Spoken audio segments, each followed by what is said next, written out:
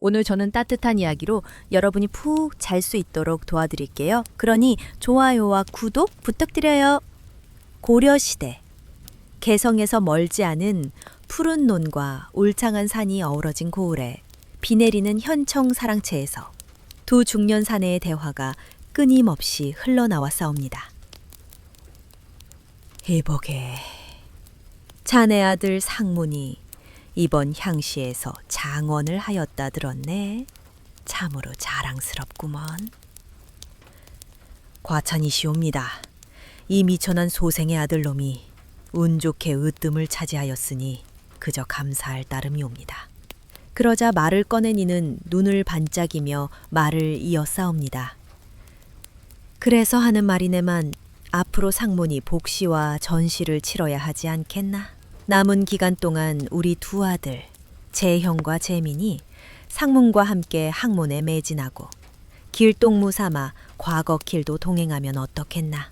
노자는 내가 부담할 터이니 염려 말게. 이 말을 들은 상문의 아버지 윤석보는 잠시 머뭇거리더니 제안을 받아들여 싸웁니다. 윤석보는 대대로 이 고을에 뿌리를 둔 향반이었는데 그의 아들 상문은 영특한 학문으로 소문이 자자하더니 마침내 향시에서 장원을 차지하며 과거길에 오르게 되었사옵니다. 기쁜 마음은 가슴 벅찼으나 뒷바라지의 걱정이 적지 않았던 터라 현감의 제안은 그저 고마울 따름이었사옵니다. 상문은 이제 갓 18, 홍기 어린 나이였으나 가세가 넉넉지 않아 혼담도 들어오지 않고 댕기머리도 풀지 못한 채였사옵니다. 윤석보는 아들에게 이 여정을 이야기하며 이번 과거가 가문을 다시 일으킬 기회라 여겼기에 현감의 두 아들과 동행할 것을 권하여 싸웁니다. 상문은 집안 형편을 잘 아는 터라 순순히 따라 싸웁니다. 현감의 아들들 재형과 재민은 향반의 아들인 상문을 다소 하대하는 기색이 있었으나 상문은 이를 개의치 않고 함께 과거 공부를 하며 개성으로 향하는 수뱃리 길을 나서 싸웁니다. 그렇게 길을 떠난 일행은 충주를 눈앞에 두고 날이 저물기 시작하자 급히 서둘렀음에도 성 안으로 들어가지 못하고 깊은 밤이 되어 싸웁니다. 마침 외곽 마을의 한 집에 청하여 하룻밤 묵기로 하여 싸웁니다. 현감의 두 아들 재형과 재민은 먼저 방으로 들어가고 눈치를 보던 상문은 대청마루에 걸터 앉아 주인의 허락을 기다리다 피로에 지쳐 깊은 잠에 빠져들고 말았사옵니다. 그 집의 주인은 이 고을의 호장 최덕원이셨사옵니다. 시골 살림이지만 제법 가세가 여유로웠고 늦은 나이에 얻은 두 딸 은혜와 은정을 훌륭한 대필에게 시집 과거를 보러 가는 유생들에게 숙식을 제공하는 것이 예의였기에 최덕원은 현감의 두 아들과 상문에게 방을 내주고 자신은 안주인과 두 딸과 함께 안방에서 잠을 청하였사옵니다. 한밤중 꿈결 속에서 최덕원이 문득 눈을 떴사옵니다. 꿈속에서 황룡 한 마리가 집 대청마루에 꿈틀거리며 빛을 내고 있었던 것이요. 비록 꿈이었으나 예사롭지 않아 가슴이 송연하였사옵니다. 그때 아랫목에서 자던 맏딸 은혜 역시 놀란 얼굴로 잠에서 깨어 말했사옵니다. 아버지, 이게 어찌 된 일이옵니까? 한밤중에 무서운 꿈을 꾸었사옵니다. 도대체 무슨 꿈을 꾸었느냐? 글쎄, 우리 집 대청마루에 무시무시한 황룡이 꿈틀거리는 것을 보고 놀랐겠사옵니다. 최덕원은 놀란 가슴을 진정시키며 꿈이 범상치 않음을 직감하였사옵니다. 잠시 뒤 안주인과 둘째 딸 은정마저 같은 황룡 꿈을 꾸고 놀라 깨어났사옵니다. 한밤중에 온 식구가 똑같은 꿈을 꾼 것이 심상치 않다고 여긴 최덕원은 등불을 밝히고 대청마루로 나가 살펴보았사옵니다. 그곳에는 상문이 코를 드르렁거리며 깊은 잠에 빠져 있었사옵니다. 최덕원은 그제야 꿈이 예사롭지 않음을 확신하고 상문을 깨워 안방으로 데려와 물었사옵니다. 도령, 뉘신지 여쭈어도 되겠소? 상문은 잠기운이 채 가시지 않은 얼굴로 예를 갖추며 답하였사옵니다. 소생은 평소의 유생으로 이번 과거길에 현감의 두 아들과 동행하여 가는 중이옵니다. 최덕원은 상문의 나이와 혼인 여부, 집안 형편을 조심스레 물었사옵니다. 이야기를 나누는 동안 상문의 답변은 명료하고 자세가 단정하여 믿음직스러웠으며 과거를 보러 간다는 말에 더욱 신뢰가 갔사옵니다. 게다가 황룡의 꿈은 필시 큰 인물이 될 징조라 여겨졌사옵니다. 당시 과거 응시전 용꿈을 꾸면 급제한다는 속설이 있었던 터라 최덕원은 이 기회를 놓칠 수 없다고 생각하였사옵니다. 도령, 이 늙은이가 실없는 소리를 하나 청하겠소. 우리 집은 살림이 제법 넉넉하나 아들이 없고 두 딸뿐이오. 도령이 허락한다면 내 딸의 배필이 되어주. 배필로 과분하다는 생각이 도. 이 늙은이의 생이 얼마 남지 않았으니 부디 이 청을 들어주시겠소. 상문이 여전히 망설이자 최덕원은 맏딸 은혜를 불러 상문과 대면시켰사옵니다. 은혜는 비록 양반의 교양은 아니었으나 부모의 덕으로 단정한 품성과 고운 자태를 지녔으며 그 아름다움은 말로 형용할 수 없을 만큼 빛났사옵니다. 윤상문은 안방에서 처음으로 은혜를 대면하였사옵니다. 꽃처럼 고운 자태의 여인 앞에서 그는 황홀함에 사로잡혀 눈을 떼지 못하였사옵니다. 이를 눈치챈 호장 최덕원의 안주인은 서둘러 간소한 상을 차리고 방을 정리하여 순식간에 신방을 마련하였사옵니다. 상문은 이러면 아니되옵니다. 아니되옵니다. 라며 입으로는 거절하였으나 마음은 이미 은혜의 맑은 눈빛에 묶여 꼼짝할 수 없는 지경이었사옵니다. 안방에서 사람 소리와 그릇 부딪히는 소리가 요란히 울리자 현감의 두 아들 재형과 재민도 잠에서 깨어났사옵니다. 재형은 무언가 심상치 않음을 느끼고 하인을 불러 알아보라 분부하였사옵니다. 하인이 한참 뒤 돌아와 숨을 헐떡이며 말하였사옵니다. 큰일 났사옵니다. 이 무슨 기이한 일이옵니까? 호장댁의 맏딸이 상문도령 앞에 앉아 합한줄을 나누고 있사옵니다. 도저히 믿기 어려운 소식에 재형과 재민은 발소리를 죽이며 문틈으로 슬며시 들여다보았사옵니다. 과연 하인의 말이 틀림없었사옵니다. 재형은 이를 악물며 속으로 중얼거렸사옵니다. 이 흉측한 놈이구나. 이런 꽁꽁이 속으로 나를 이곳에 끌고 온 것이었어. 앞날이 창창한 선비가 이리 무도하게 여인을 취하다니 상종할 수 없는 자로구나. 분한 마음을 억누르지 못한 재영과 재민은 숙소로 돌아와 뜬 눈으로 밤을 지새우고 첫 닭이 울자 상문을 남겨둔 채 서둘러 그 집을 떠났사옵니다.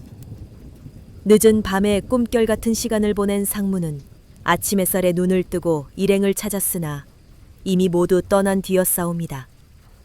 그는 곧장 뒤를 쫓아야 했으나 은혜와의 따스한 인연이 발을 붙잡아 쉽게 떨어지지 않았사옵니다. 한편으로는 부모님의 기대를 안고 떠난 과거 길에서 이리 경솔히 행동한 자신을 자책하는 마음도 일었사옵니다.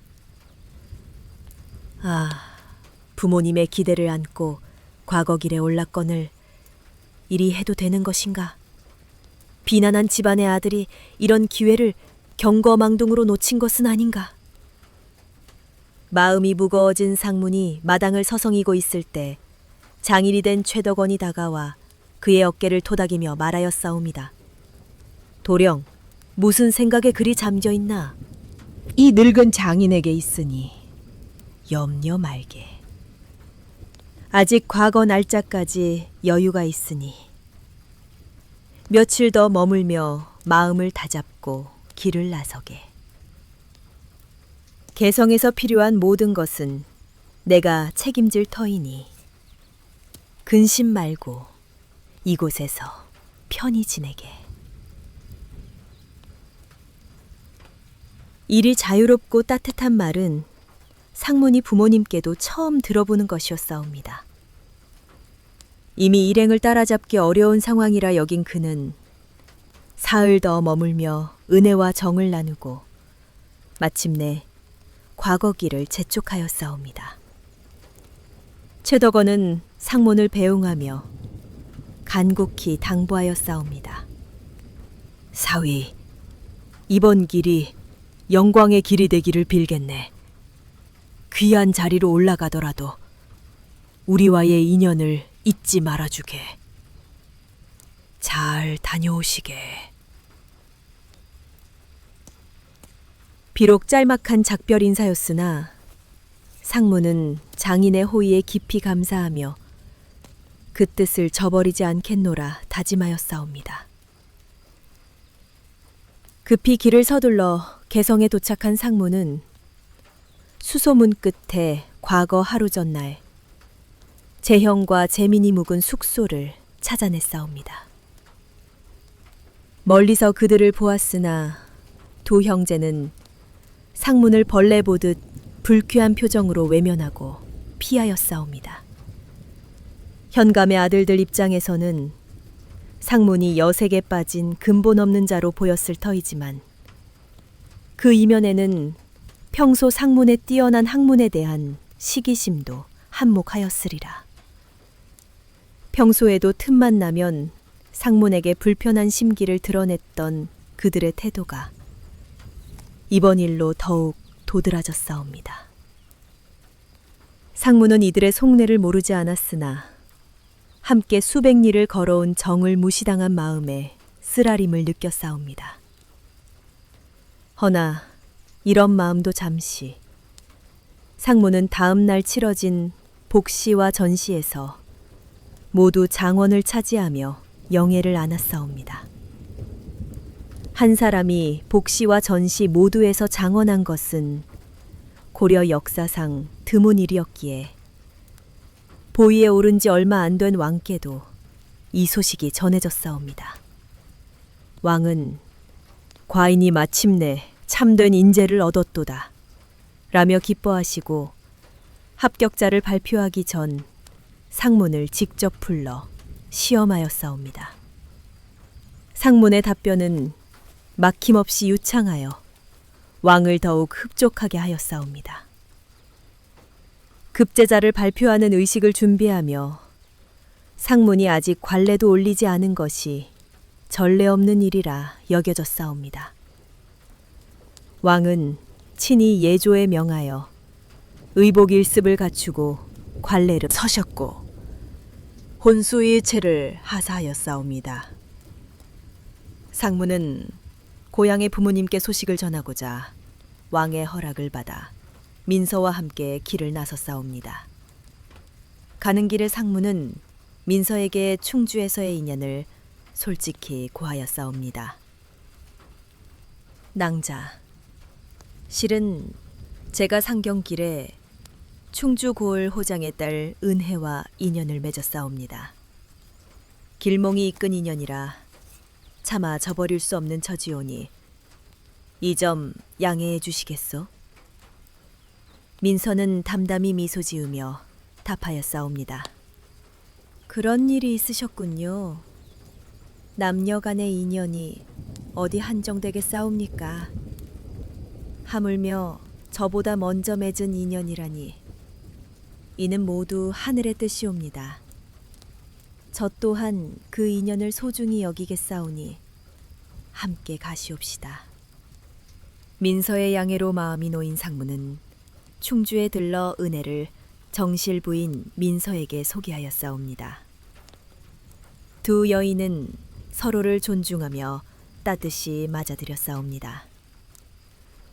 장원급제를 이루고 두 아내를 들인 상무는 고향에서 기다리는 부모님께 기쁜 소식을 전하였사옵니다. 지방 수령들과 관찰사까지 왕의 명으로 자리에 함께하여 상문을 축하하였사옵니다. 상문은 왕의 명으로 가족과 함께 개성으로 이사하였으며 왕은 호조에 명하여 그의 부모님께 비단과 모명을 하사하고 가족이 머물 집을 내리셨사옵니다. 이후 상무는 홍문관 주찬을 제수받아 왕께 바른 추먼을 아끼지 않았으며 왕의 총애를 한 몸에 받아 승승장구하여 중추부사에까지 올랐사옵니다. 두 아내와 행복히 오래도록 잘 살았다는 이야기가 전해져 내려옵니다. 제 남편은 환관입니다. 고려 말기 나라가 어지러운 시절이 있었사옵니다. 권세가들이 서로 다투며 정권이 뒤바뀌고 수많은 관리가 목숨을 잃거나 먼 섬으로 유배를 떠났사옵니다. 그 혼란 속에서 세상을 등진 이들 가운데 충직한 관리였던 윤석주나리가 있었사옵니다. 그는 정세를 방관한 죄로 억울하게 목숨을 잃었고 그의 가문은 하루아침에 몰락하여 가족들은 관노로 흩어지게 되었사옵니다. 그때 내시로 지내는 이한솔이 윤석주의 외동딸 소연을 눈여겨보고 자신의 권세를 이용해 그녀를 아내로 맞이하였사옵니다. 한솔은 비록 내시의 신분이었으나 시와 글씨에 능했을 뿐 아니라 바둑과 술에도 일가견이 있는 인물이었사옵니다. 이 늙은 장인에게 있으니 염려 말게. 아직 과거 날짜까지 여유가 있으니 며칠 더 머물며 마음을 다잡고 길을 나서게. 개성에서 필요한 모든 것은 내가 책임질 터이니 근심 말고 이곳에서 편히 지내게. 이리 자유롭고 따뜻한 말은 상문이 부모님께도 처음 들어보는 것이었사옵니다. 이미 일행을 따라잡기 어려운 상황이라 여긴 그는 사흘 더 머물며 은혜와 정을 나누고 마침내 과거길을 재촉하였사옵니다. 최덕원은 상문을 배웅하며 간곡히 당부하였사옵니다. 사위, 이번 길이 영광의 길이 되기를 빌겠네. 귀한 자리로 올라가더라도 우리와의 인연을 잊지 말아주게. 잘 다녀오시게. 비록 짤막한 작별 인사였으나 상무는 장인의 호의에 깊이 감사하며 그 뜻을 저버리지 않겠노라 다짐하였사옵니다. 급히 길을 서둘러 개성에 도착한 상무는 수소문 끝에 과거 하루 전날 재형과 재민이 묵은 숙소를 찾아냈사옵니다.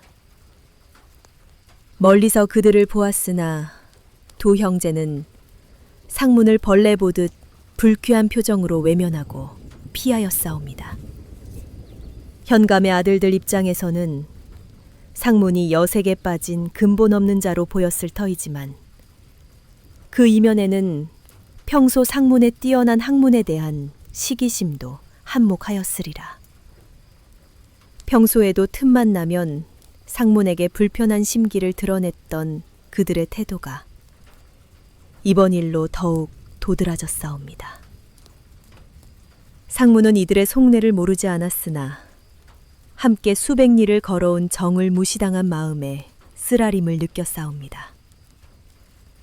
허나 이런 마음도 잠시 상문은 다음 날 치러진 복시와 전시에서 모두 장원을 차지하며 영예를 안았사옵니다.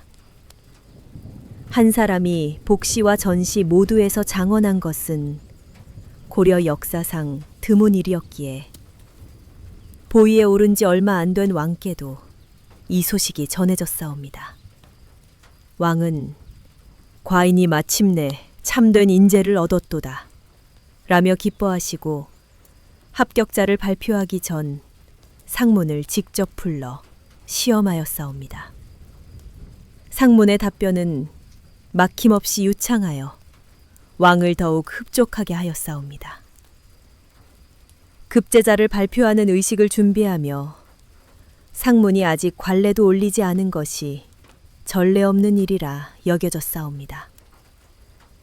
왕은 친히 예조에 명하여 의복 일습을 갖추고 관례를 아랫사람들까지 살뜰히 챙기는 모습에 마을 사람들은 소연이 같은 여인이 또 어디 있으랴 라며 칭송하였사옵니다. 어느 날 소연은 여느 때처럼 한소를 위해 술을 담그고 있었사옵니다. 이를 안타깝게 바라보던 하녀 은별이 소연에게 말하였사옵니다. 마님, 나리께서 눈길 한번 주시지 않으시는데 어찌 그리 정성을 다해 술을 담그시나이까. 소연은 부드러운 미소를 지으며 답하였사옵니다.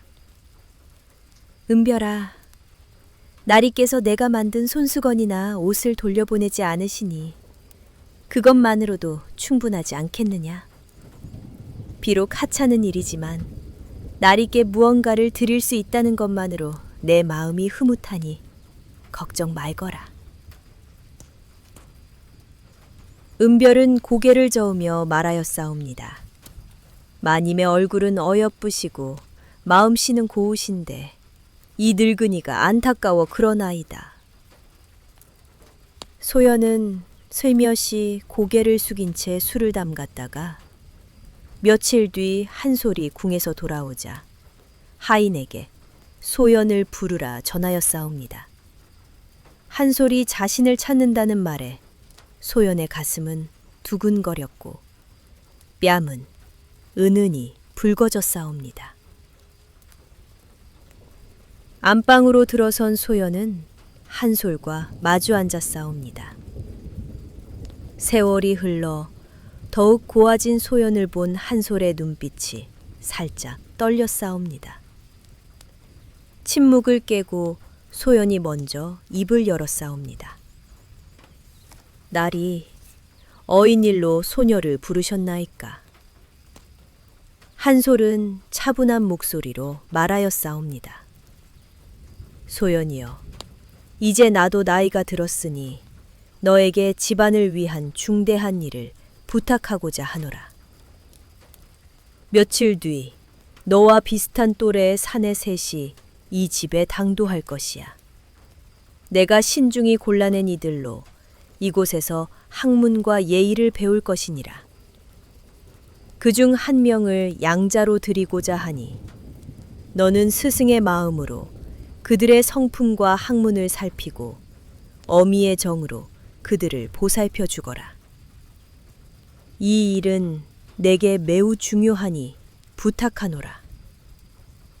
소연은 고개를 끄덕이며 답하였사옵니다. 나리께서 그리 말씀하시니 어찌 거절하겠나이까. 제게도 아들이 생기는 일이니 최선을 다해 살피겠사옵니다. 다만 한 가지 여쭙고 싶사옵니다. 관례대로라면 10살이 안 된 아이를 양자로 드리는 것이 일반인데 어찌 장성한 사내들을 들이시려 하시나이까.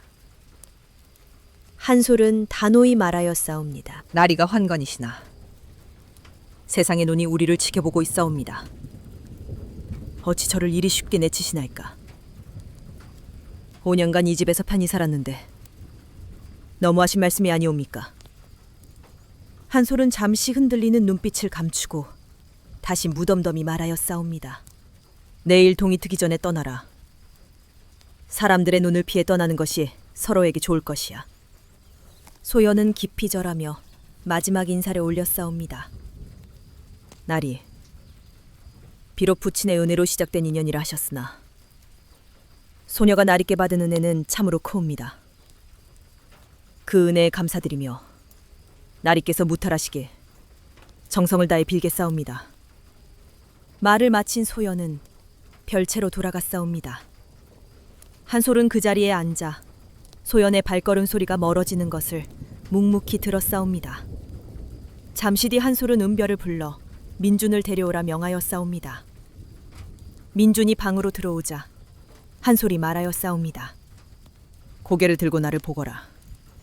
민준은 떨리는 목소리로 답하였사옵니다.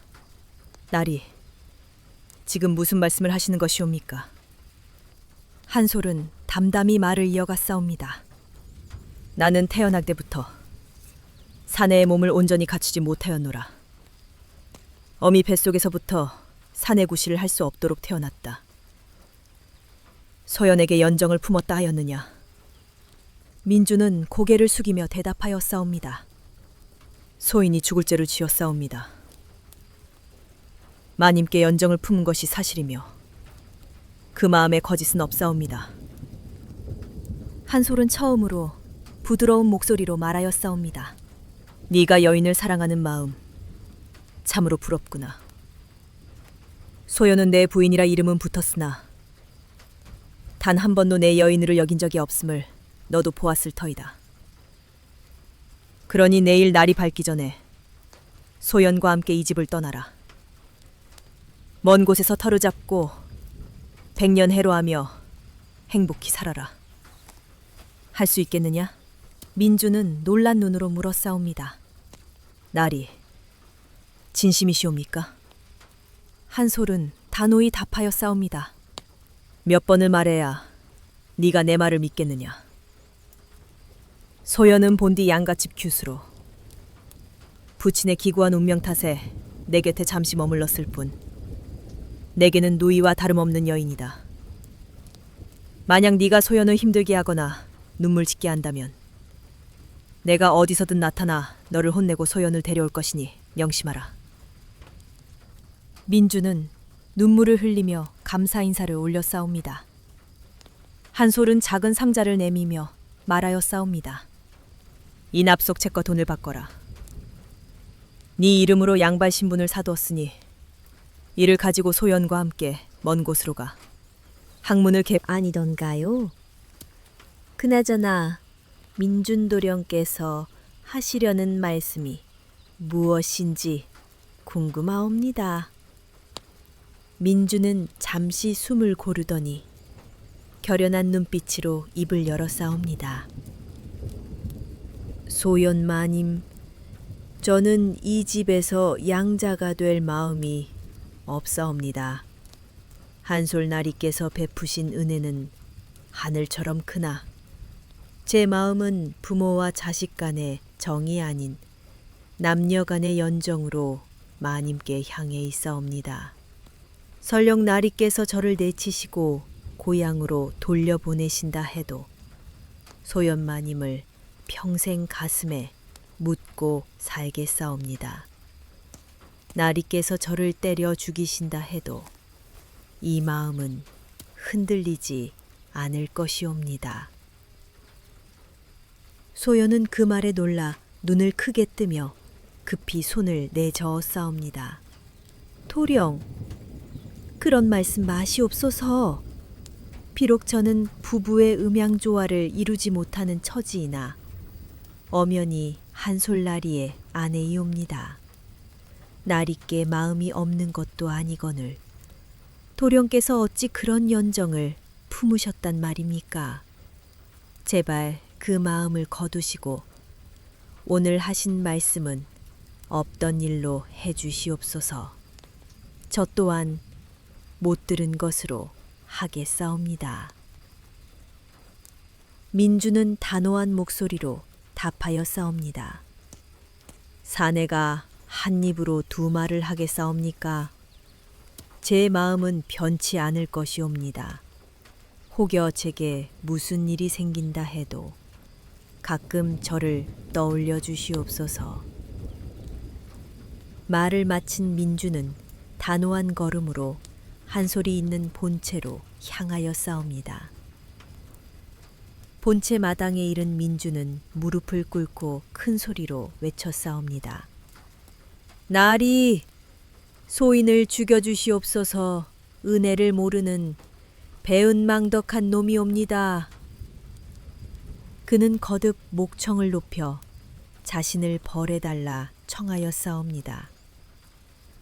그 소리에 한솔이 방문을 열고 나오시더니 차분한 음성으로 물으셔 싸웁니다.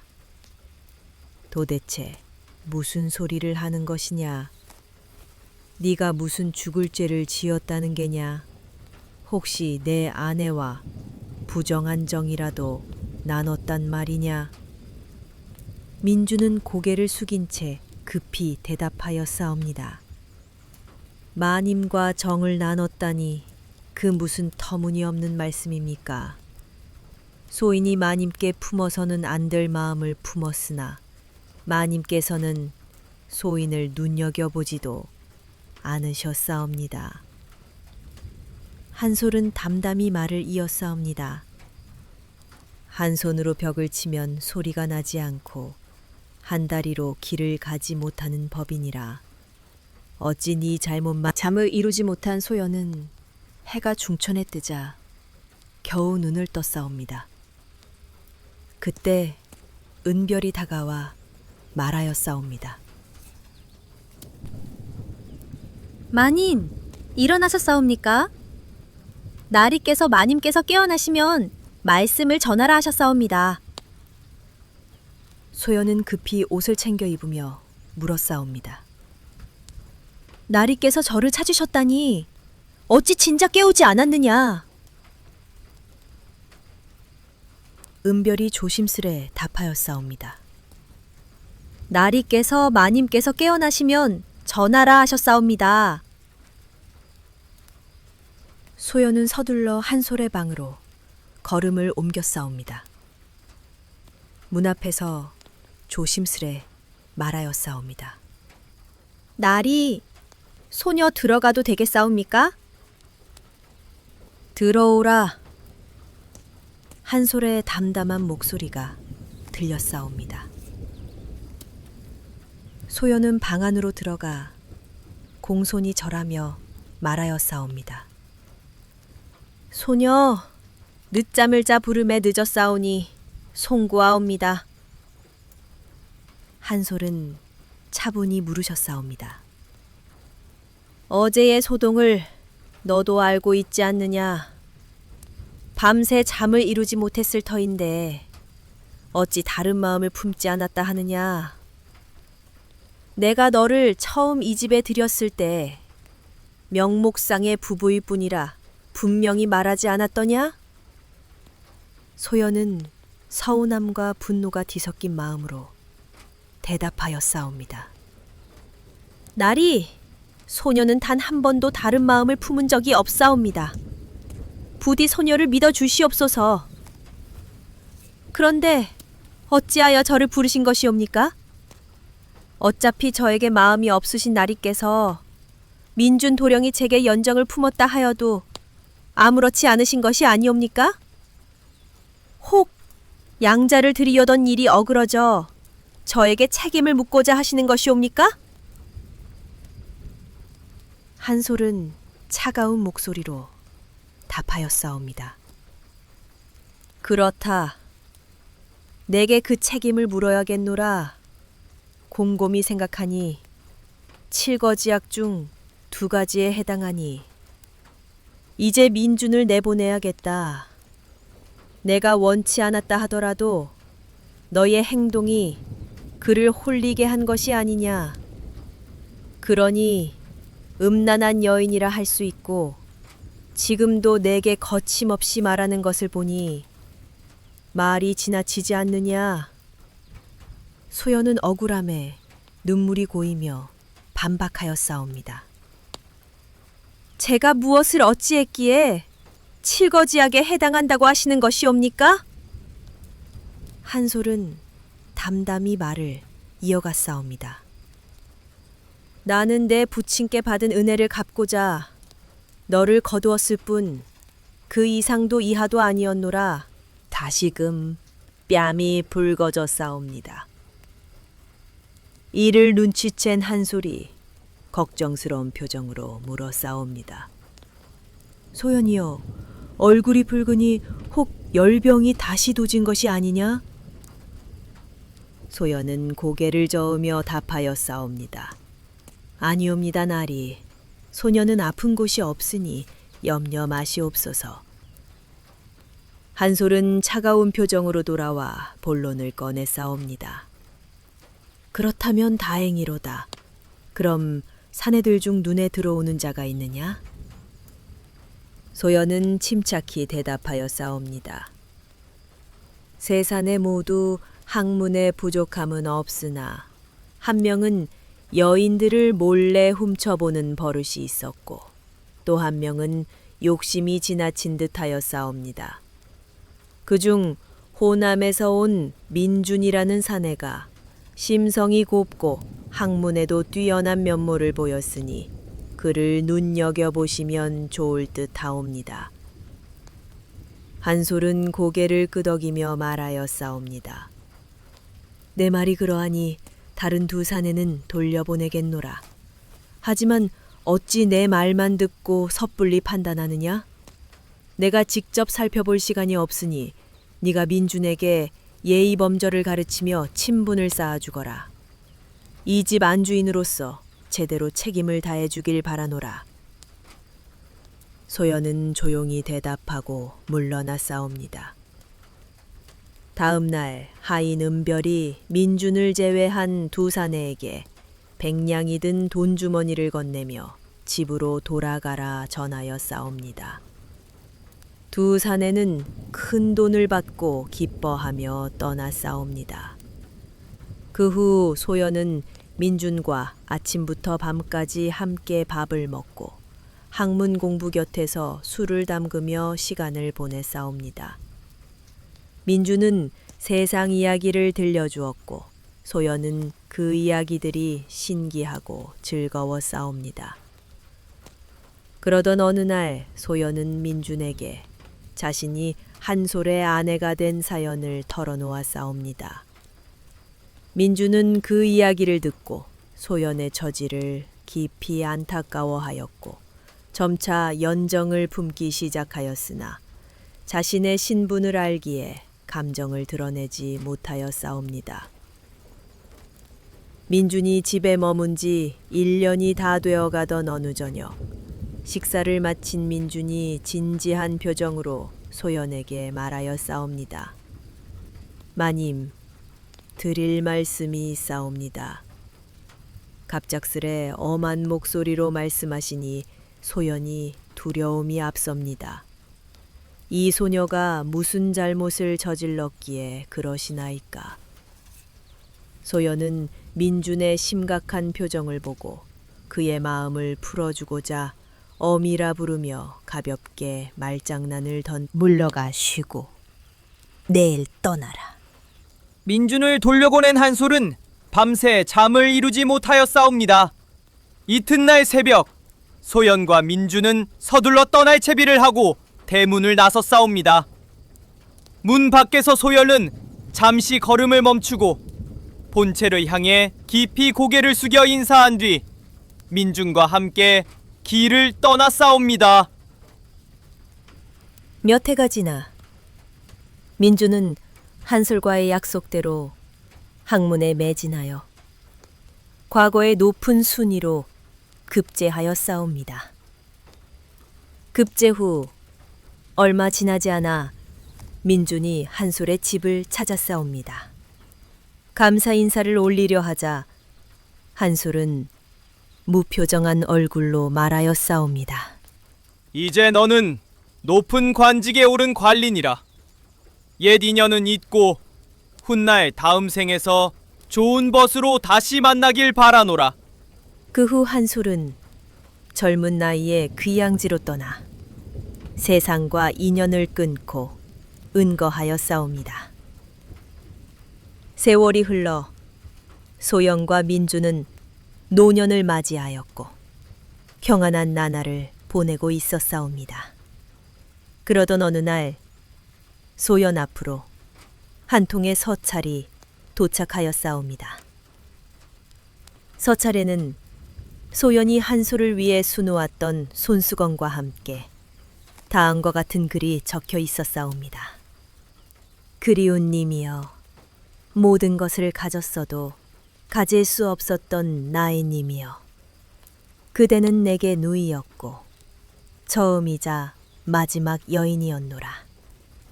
눈길을 피해 마음을 전했고 손길을 피해 그대를 보살폈네. 그리운 님이여, 다시 만나 손을 잡고 눈을 마주하며 기다렸다 말할 수 있기를 간절히 바라노라. 소연은 서찰을 읽으며 눈물을 흘렸사옵니다. 한솔의 마음이 고스란히 담긴 그 글은 세월이 흘러도 변치 않는 은혜와 애틋함을 품고 있었사옵니다.